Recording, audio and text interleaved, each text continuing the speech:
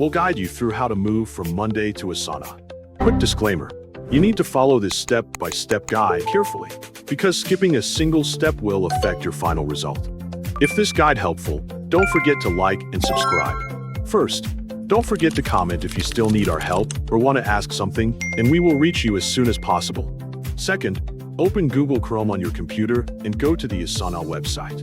Once the website loads, click Get Started to begin accessing your Asana account. After clicking Get Started, enter your email address in the provided field. When your email address has been entered, click Continue to proceed to the next step. After continuing, check your email inbox and find the verification code sent by Asana. Enter the verification code into the required field on the Asana page.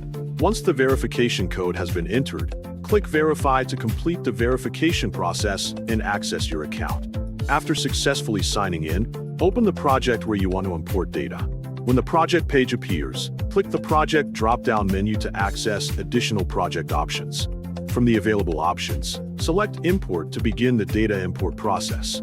After selecting Import, choose CSV file as the import method for transferring your project data. Before uploading the file, export your project data from Monday as a CSV file. Save the exported file on your computer so it can be uploaded to Asana.